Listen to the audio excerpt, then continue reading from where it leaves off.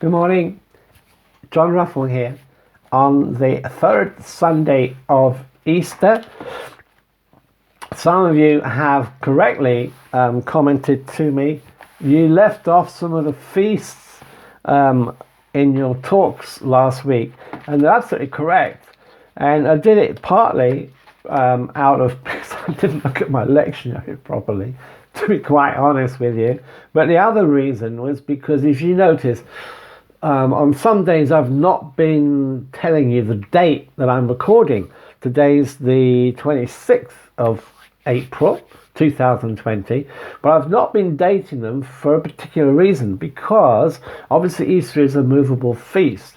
And so if we use these videos, or if people access these videos, let's say in a year or 2 or 3 years time, then the feast days will fall on different days. That's why I've been using the days of Easter on some of these talks, especially when I talk about the lectionary readings, which I'm not going to do today as much as I'd love to, because again we've got these post-Pentecost readings from the book of Acts, which are so important to our faith, but we're going to have time to look at that in the weeks to come.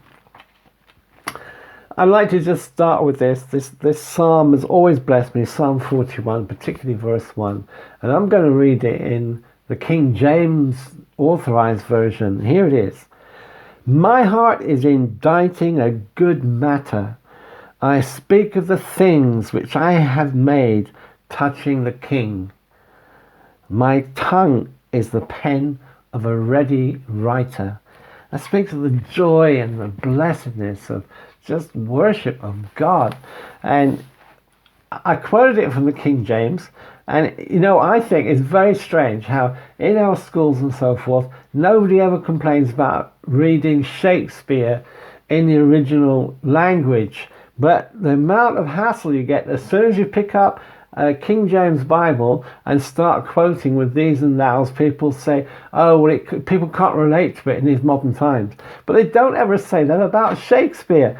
I just think there's a little bit of a disconnect there, and it speaks volumes about what we're willing to accept and what we aren't from a secular point of view. Right, I don't read King James all the time, but it's a very beautiful translation. It's very easy to memorize. So there you are. Right, I want to talk a little bit about questioning God. And this is a question that came up last week. And I asked a friend of mine who's a minister in the church in North America. I was having a chat with him yesterday, and I asked him, is it right to question God? And he gave me this sort of answer. He said, we always have free will to question God and our faith. Yet there is a point where we need to, and when done, leave it in His hands and walk on.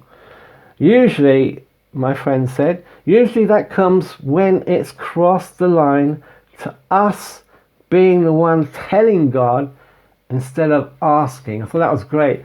You know, it's like, are we telling God or are we asking God? Yeah, because we're control freaks, aren't we? Tend to be. So there comes a point of having to leave it at His feet, Father Joel said. So there we are, trusting that one day God will answer, if not in this life, then in the next. So thank you for that response. And I'd like to add 3 little points to that one very quickly. Number 1, before we ask God something or question God about something, is my question coming from my head or my heart? That 18-inch drop, that's the longest journey for all of us.